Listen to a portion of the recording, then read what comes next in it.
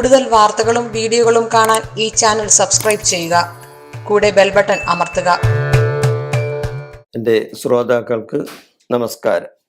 ഞാൻ പറയാൻ പോകുന്ന വിഷയം ഭർത്താവുമായുള്ള കലഹം എങ്ങനെ മാറ്റാം. ഞാൻ ഈ പറയുന്ന കാര്യങ്ങൾ ചെയ്താൽ മതി. ഭർത്താവുമായുള്ള കലഹം അതും എങ്ങനെയാണ് മാറ്റേണ്ടത്, അതിനുള്ള പരിഹാരങ്ങൾ എന്താ. ഇന്ന് കലികാലമാണല്ലോ, എപ്പോൾ നോക്കിയാലും എന്തെങ്കിലും പ്രശ്നങ്ങളൊക്കെ ഭാര്യ ഭർത്താക്കന്മാരുടെ ഇടയിൽ ഉണ്ടാവും. അവർക്ക് രണ്ടുപേർക്കും വല്ല ദേശാസന്ധി ദോഷമുള്ള സമയമൊക്കെ ആണെങ്കിൽ പിന്നെ പറയാൻ വേണ്ട.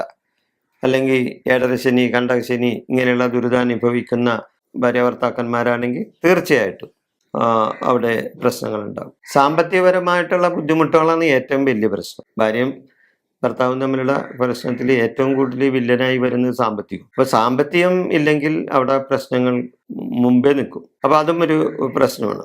അപ്പൊ ഇതിനുള്ള പരിഹാരങ്ങളാണ് നമുക്ക് പറയേണ്ടത്. അപ്പൊ നമ്മൾ അതിന് ചെയ്യേണ്ട കാര്യം, ഗണപതിക്ക് ഐക്യമത്യ ഹോമം നടത്തണം. നിങ്ങൾ ഭാര്യ ഭർത്താവും തമ്മിലുള്ള ഐക്യത്തിന് വേണ്ടി ഗണപതിക്ക് ഐക്യമത്യ ഹോമം നടത്തണം. അതേപോലെ തന്നെ ലക്ഷ്മി നാരായണ പൂജ നടത്താം. ലക്ഷ്മി നാരായണ പൂജ നടത്താം. അതേപോലെ തന്നെ സ്ത്രീകൾ ഓം ശിവശക്തി ഐക്യരൂപിണിയേ നമ എന്ന് 108 പ്രാവശ്യം ഒരു ദിവസം ചൊല്ലാം. ഓം ശിവശക്തി ഐക്യ രൂപിണിയെ നമ എന്ന് 108 പ്രാവശ്യം നിങ്ങൾ ചൊല്ലിയാൽ ഭർത്താവുമായിട്ടുള്ള അകൽച്ച മാറിക്കിട്ടും.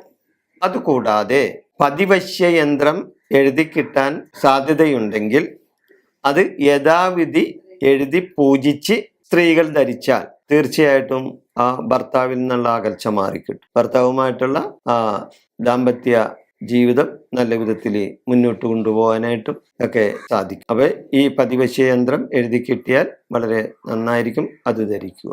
ഇത്രയും കാര്യങ്ങൾ ചെയ്താൽ നിങ്ങളുടെ ഭാര്യയും ഭർത്താവും തമ്മിലുള്ള അകൽച്ച മാറിക്കിട്ടും. നന്ദി, നമസ്കാരം.